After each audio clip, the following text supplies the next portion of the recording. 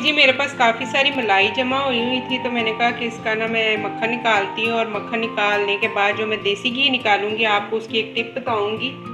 आप ज़रूर वैसे कीजिएगा, निकालिएगा घी, क्योंकि उसमें छाछ बहुत कम होती है और घी ज़्यादा निकलता है। तो इसको अभी मैं जाग लगाने लगी हूँ। इसको मैंने हल्का नीम गर्म किया है ना, कोसा सा किया है, क्योंकि प्रॉपर दही की तरह मैं इसको मलाई को जाग लगा के दही की तो फिर मक्खन निकालती हूँ। प्रॉपर देसी घी बनता है। वो मलाई से डायरेक्ट आप निकालें तो उसमें कुछ टेस्ट नहीं होता अच्छा। तो इसलिए इसको मैंने कोसा कर लिया है। अब इसमें मैं दही का 1 चम्मच लगा के रख दूँगी। मैं इसके ना 1 टेबल स्पून लगा रही हूँ। एक बहुत है, क्योंकि गर्मी है तो इसलिए ज़्यादा की ज़रूरत ही नहीं है। कोसा कर लिया मैंने।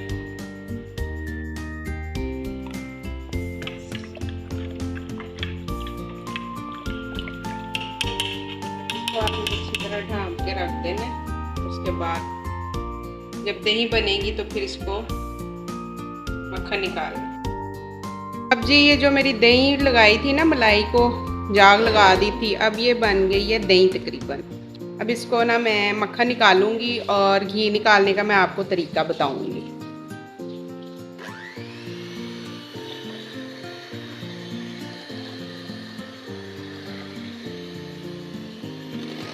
इसी तरह आसानी से हो जाता है बीटर से। वैसे जग में भी हो जाता है, लेकिन इससे ज़रा इजी हो जाता है।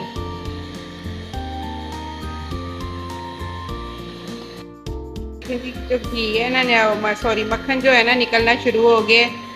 आपको पूरा घी चाहिए ना, मैं उसका ही मतलब तरीका बताऊंगी कि पूरा घी आपको कैसे मिलेगा। क्योंकि अक्सर छाछ निकल आती है, तो छाछ जो है ना ख़त्म करने का जो तरीका है ना, एक टोटका ही है। आप ज़रूर कीजिएगा और मुझे कमेंट सेक्शन में ज़रूर बताइएगा कि ये मेरा टोटका आपको सही लगा कि नहीं। मैं तो काफ़ी अरसे से कर रही हूँ।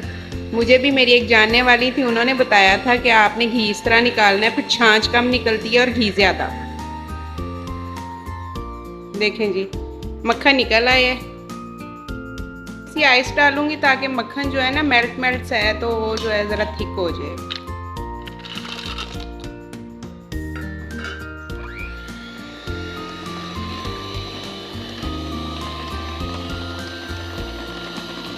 आइस मैंने इसलिए डाली है कि मक्खन जो एक साइड पे ना सारा इकट्ठा हो जाएगा और प्रॉपर जो है ना लस्सी एक साइड पे हो जाएगी, मक्खन एक साइड पे हो जाएगा। ये देखें ये पूरा मक्खन निकल आया है। अब इसको मैं अलहदा लस्सी से अलहदा करूँगी। ये लस्सी आप यूज़ भी कर सकते हैं, क्योंकि मैंने इसको जाग लगा के फिर जो है ना मलाई को दही के तरीके से किया है। क्योंकि अक्सर लोग जो है मलाई जो सीधी डायरेक्ट जाग पे लगा देते हैं, वो लस्सी यूज़ नहीं हो सकती और ये यूज़ हो सकती है। मैं तो वैसे अक्सर कड़ी में कर लेती हूँ। मैंने चूल्हे पे रख दी है। अब जैसे ये मेल्ट हो जाएगा ना, तो इसकी आग जो है ना चूल्हे की बंद कर देनी है। इसको तकरीबन 7 से 8 घंटे आपने ना ठंडा करने के लिए रख देना है और फिर दोबारा से इसको घी बनाना है। फिर देखिएगा घी ज़्यादा और छाछ बहुत कम सी निकलेगी। ये मैंने रख दिया था ना रात को, फ्रिज में ठंडा हुआ था, तो ऐसे जम गया घी। अब इसको दोबारा से मैं चूल्हे पे रखूँगी और जो है ना घी बनना शुरू होगा। इस तरह जम जाना चाहिए दोबारा से ठंडा होके, फिर आपने घी बनाना शुरू करना। अब इसको मैं चूल्हे पे रख दूँगी। पहले फुल तेज़ आग करूँगी, फिर हल्की आंच पे रख दूँगी। जी ये जो है ना देसी घी जो है ऊपर निकलना शुरू हो गया और छाछ देखें नीचे बहुत कम सी है ना। जैसे ये कंप्लीट जब बनेगा ना, फिर मैं आपको दिखाती हूँ। ये देखिए हल्की सी छाछ बनती है इसकी।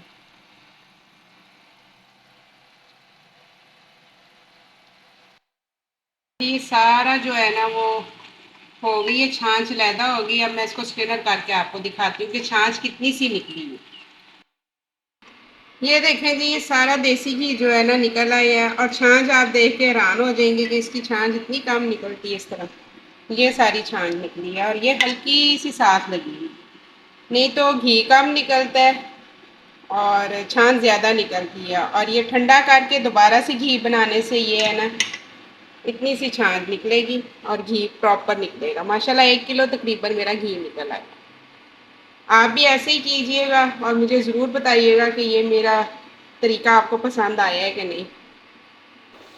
और फिर मैंने कहा जी नाश्ता बनाते हैं, क्योंकि मैंने रात का घी का काम शुरू किया हुआ था, खैर अभी ख़त्म हो गया। इसके लिए मैंने ऑमलेट के लिए देखे जी, ये आलू हैं बॉयल किए हुए थे, और ये बंद गोभी थी, और साथ में थी मैंने टमाटर काटा था। मैंने कहा नाश्ता भी बनाती हूँ, चाय भी रख ली थी। तो मैं आपको ऑमलेट जो है ना, बच्चों के वही बात कि सब्ज़ी नहीं ना खाते सारी, तो इसलिए मैंने थोड़ी थोड़ी सब्जियों वाला जो है ना ऑमलेट बनाया था। उसके लिए मैंने सारी चीज़ें जो है ना कटिंग करके रखी। मैंने कहा साथ में चाय भी रखती हूँ।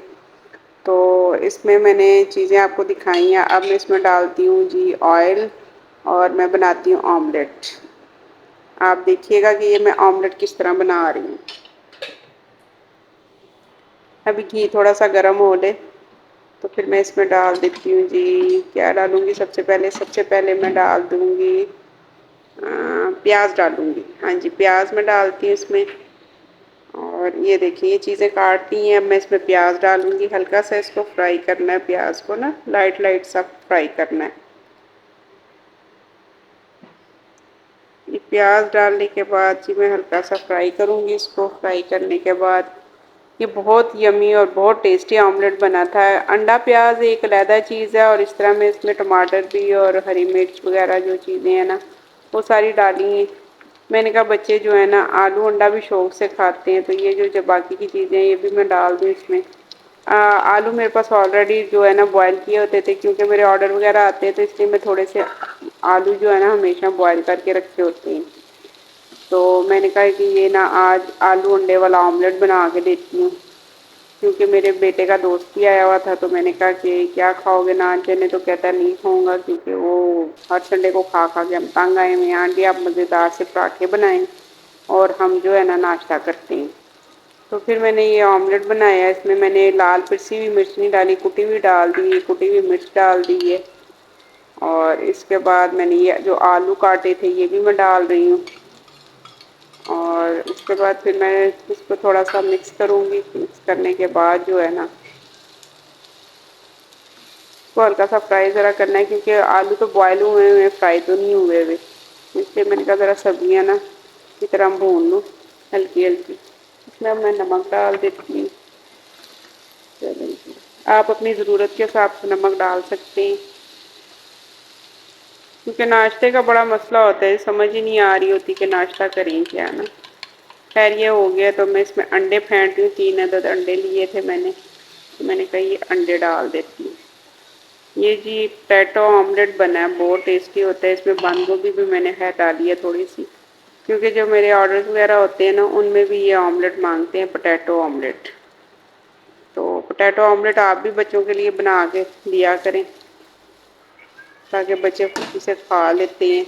ऐसे तो सब्ज़ी नहीं खाते बच्चे, तो कहते हैं नहीं जी सब्ज़ी नहीं खानी, गर्मी है सब्ज़ी नहीं खानी। जो भी सब्ज़ी पूछ ले, नहीं जी सब्ज़ी नहीं खानी, सिवाय एक भिंडी के। हमारे घर कोई चीज़ खास बनती ही नहीं है ना। खैर मैंने कहा चलो आज मैं तुम लोगों को ना ऑमलेट बना के देती हूँ, जो ऑर्डर में बनाती हूँ, पोटैटो ऑमलेट। ये मेरा ऑमलेट हो गया जी तैयार। अब इसके साथ बनाते हैं पराठे। चाय भी होगी है तैयार। मैंने कहा बच्चे कहेंगे मामा घी को ही लगी रही हैं, और मेरे हम लोगों का नाश्ता नहीं जल्दी। मैंने कहा जल्दी से तैयार कर लेती हूँ। अब बनाते हैं पराठे। पराठे जो है सफ़ेद आटे के मैं ज़्यादातर बनाती हूँ, क्योंकि जो गंदम का आटा है उसकी मैं रोटी वगैरह बनाती हूँ, और सफ़ेद आटे की जो है ना मैं पराठे बनाती हूँ, क्योंकि लच्छेदार पराठे बनते हैं तो बहुत टेस्टी से होती है। तो कस्टमर वगैरह भी जो होते हैं वो बड़े खुश होते हैं जी, लच्छा पराठा जो मंगवाते हैं ना, तो कहते हैं मज़े का होता है। तो गंदम के आटे की खैर हमें आदत है, मेरा छोटा बेटा कहता होता है कि गंदम के आटे का। ये तो उसका दोस्त आया हुआ था, तो इसलिए फिर मैंने वाइट आटे के जो है ना पराठे बनाए। मैंने कहा जल्दी से तुम लोग नाश्ता करो। ये देखिए गरम गरम पराठे हो गए तैयार। क्योंकि पराठा थोड़ा सा भी ठंडा हो जाए तो वो टेस्ट नहीं रहता, और वो मज़ा नहीं आता पराठे का ना, जो कि गरम गरम पराठों का मज़े आते हैं। और मेरे घर में तो ये ऐसी है ना आदत कि जैसे तवे से उतरेगा और फ़ौरन खाने की होगी कि ये मैंने गरम गरम पराठा लेना है, तो 2 मिनट भी गुजरेंगे तो वो कहेंगे जी ठंडा हो गया पराठा, ये छोटे को दे दो, ये बड़े को दे दो, ये मैंने नहीं खाना, ये सही नहीं बना, ये क्रिस्पी नहीं है। ऐसे झगड़ा शुरू हो देते हैं। देखिए कितना क्रिस्पी पराठा बना है ना मेरा। तो खैर मैं तो कम ही खाती हूँ क्योंकि मुझे ज़रा डॉक्टर ने मना किया हुआ है। तो बच्चे जो हैं, मैंने कहा बच्चों का तो टाइम है, खेल कूद में हजम हो जाते हैं ना बच्चों को पराठे वगैरह।